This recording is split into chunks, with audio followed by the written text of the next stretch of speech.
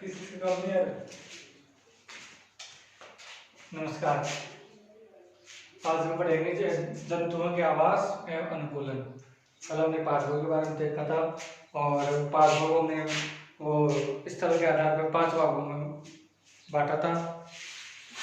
वो उनमें सबसे पहले जलोदविद थे, मरुदविद थे और लवण मर्तोदविद थे। ये ऐसे हमने 5 भागों में बांटा था। तो इसके बारे में बात करते हैं जलचर, स्थलचर और नभचर। जंतु जलचर यानी जल में रहने वाले हैं, जल यानी जल, चर यानी चलने वाले, स्थल यानी स्थल पर और नभ यानी आकाश में। फिर है निवास। जो जलचर जंतु होते हैं, जल में चलने वाले होते हैं। आपने देखा होगा कि एक मछली की आकृति ले लो आप पहले।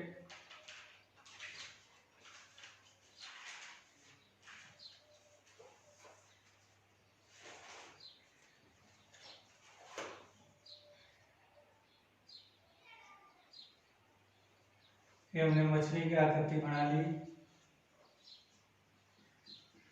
मछली की आकृति बना ली। तो ये पंख हो गए इसके। तो ये जो जलचर जंतु है, जल में रहने वाले हैं, तो वो 2 तरह के जल में रहते हैं। एक लवणीय होता है, दूसरा अलवणीय। लवणीय कौन सा? इसमें सोडियम क्लोराइड पाया जाता है, मैग्नीशियम क्लोराइड पाया जाता है और मैग्नीशियम फास्फेट पाया जाता है। ये कल हमने देखा था, ये कल हमने देखा था। और इन जो जल में जो रहने वाले जंतु हैं, इनकी विशेषताएं, इनमें कौन कौन से गुण पाए जाते हैं, यानी इनको देखकर और इनमें कौन सी विशेषता पाई जाती है, वो कौन सी होती है, उनके बारे में देखो। शरीर पर धारा, शरीर है इनका धारा रेखीय होता है। धारा रेखीय मतलब ये बन रहे धारा के रूप में, इनका शरीर ऐसे होता है। दूसरा है तैरने में संतुलन के लिए पंख या फिन होते हैं। पंख यानी जो तैरने के लिए होते हैं, और यानी अपने जो हाथ पैर होते हैं, वैसे ही इनके जो पंख है वो हाथ पैरों का काम करते हैं। श्वसन के लिए गलफड़े होते हैं, जिन्हें इंग्लिश में गिल्स बोलते हैं। ये गलफड़ों द्वारा सांस लेते हैं और हम सांस है वो नासा छिद्रों के द्वारा लेते हैं। अस्थियां हल्की व स्पंजी होती है। अब जो ये जो जलचर जंतु होते हैं, इनकी हड्डियां जो हल्की व स्पंजी क्यों होती है? क्योंकि हल्की होगी तो ही तो पानी में आराम से तैर पाएगी। यदि भारी होगी, जैसे पत्थर भारी होता है तो वो क्या होता है, डूब जाता है, तो वैसे ही। और स्पंजी यानी क्या है भाई, ज्यादा दबाव पड़ने पर थोड़ी सी ऊपर नीचे मतलब क्या है, दबने में सहायक होती है। फिर इनकी गर्दन है वो अनुपस्थित होती है या अल्प विकसित होती है।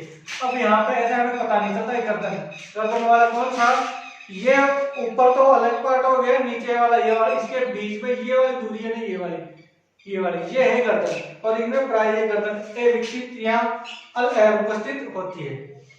शरीर पर शल्क व श्लेष्मा ग्रंथियां पाई जाती है।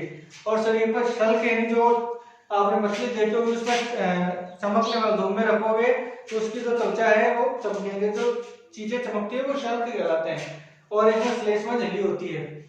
श्लेष्मा वही झिल्ली है, दिमाग में आ रहा होगा श्लेष्मा से नाक की, जब हमें जुकाम लग जाती है तो हमारी नाक में अंदर जो श्लेष्मा झिल्ली है उसमें सूजन आ जाती है, ये वही श्लेष्मा झिल्ली है। फिर लवणीय पदार्थों को शरीर से बाहर निकालने के लिए उत्सर्जन ग्रंथियां होती है। हमारे भी तो उत्सर्जन ग्रंथियां होती है ना। और जो अपने जो ये रोम होते हैं, यानी जो बाल होते हैं, वो क्या उनमें बाल कहाँ होते हैं, छिद्रों में स्थित होते हैं, और उनके द्वारा ही तो जो पसीना है वो बाहर निकलता है। वैसे ही इनमें भी उत्सर्जन ग्रंथियां होती है। 8वां है उभयचर जंतु सैलामेंडर में श्वसन गलफड़ों के द्वारा भी होता है और फुफ्फुसीय श्वसन भी होता है, यानी दोनों प्रकार के श्वसन पाए जाते हैं सैलामेंडर में। उदाहरण के लिए मछली है, मेंढक है, समुद्री कछुआ है, ये दोनों है।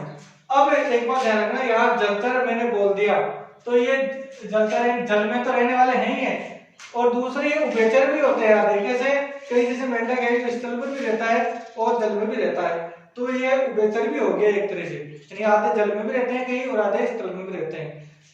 ठीक है। फिर आता है स्थल यानी भूमि पर रहने वाले जंतु।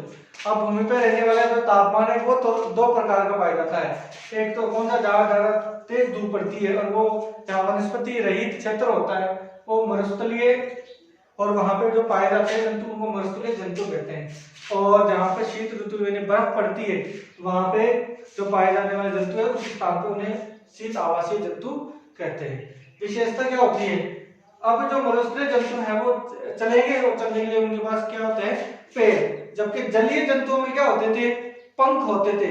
और पंख के अलावा यहाँ उनको हम इंग्लिश में फिन बोलते हैं, तो वो होते थे। यहाँ पे क्या होते हैं, चलने दौड़ने व खोदने के लिए क्या होते हैं, पैर है वो रूपांतरित होते हैं, नुकीले भी होते हैं।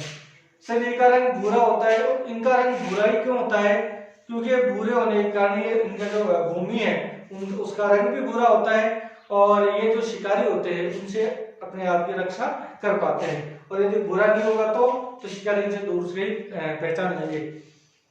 फिर फिर है इनका जो मल है वो ठोस होता है और मूत्र गाढ़ा होता है। अब ठोस क्यों होता है और मूत्र गाढ़ा क्यों होता है, क्योंकि जब मल ठोस मतलब क्या है, हमारे अंदर जो भोजन हम जो ग्रहण करते हैं उसका पूरी तरह से जो छोटी आंत में अवशोषण हो जाता है और बचा हुआ जो बड़ी आंत में उसका जो एकदम बिल्कुल अवशोषण हो जाता है, नहीं पानी को पूरे को ही उस सामग्री भोजन सामग्री में से बाहर निकाल लिया जाता है।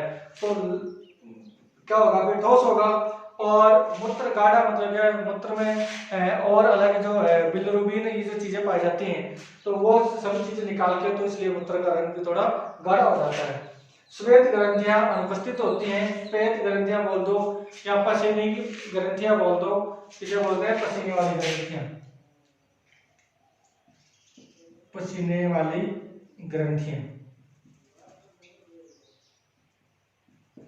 श्वेत ग्रंथियां या पसीने वाली ग्रंथियां इनमें अनुपस्थित या कम विकसित होती है। क्यों, क्योंकि यदि इनमें ज्यादा पसीना आएगा तो ज्यादा प्यास भी लगेगी।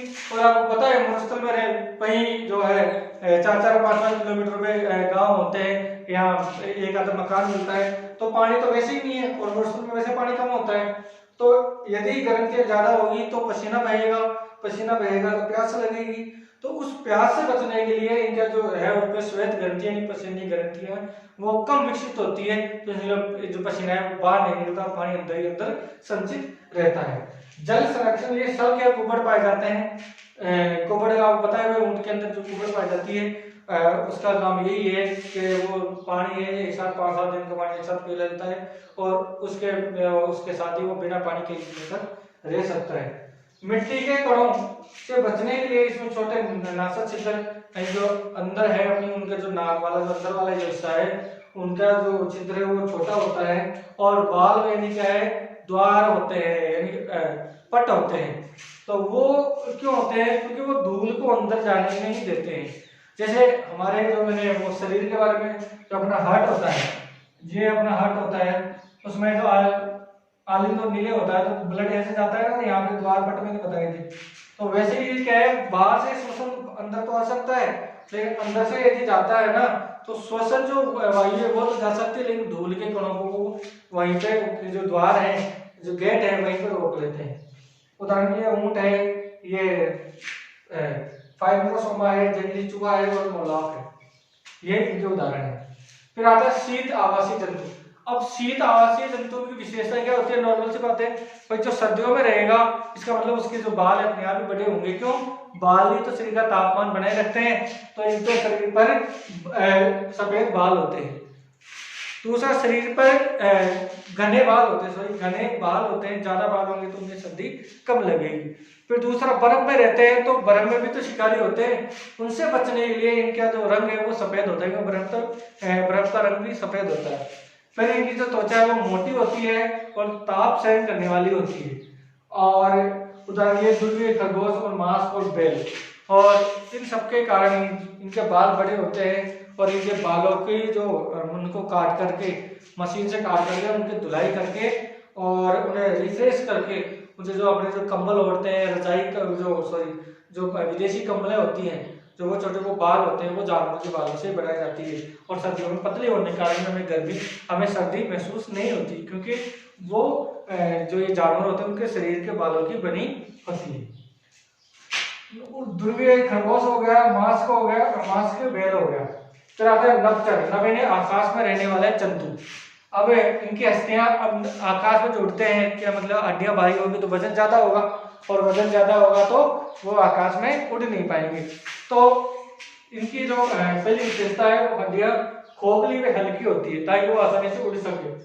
देखने की क्षमता अत्यधिक होती है तभी तो वो ऊपर से देख लेते हैं। और पक्षियों में सबसे ज्यादा देखने की क्षमता है वो एक बाज में होती है। शरीर पंखों से ढका होता है, यानी शरीर पे जो के पंख होते हैं, और पंख है वो इनका तापमान को भी बनाए रखते हैं। भोजन के लिए चोंच होती है, शरीर की आकृति बेलनाकार होती है, और चिड़िया, बाज, तोता, कौवा और मोर। और एक और देख लो, यह है शुतुरमुर्ग।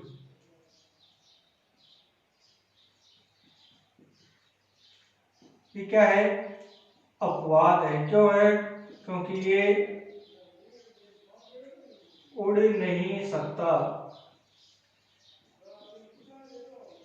क्यों है अपवाद?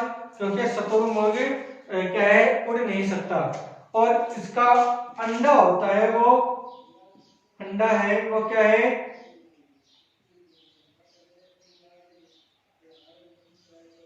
वो है जंतु जगत की सबसे बड़ी कोशिका होती है।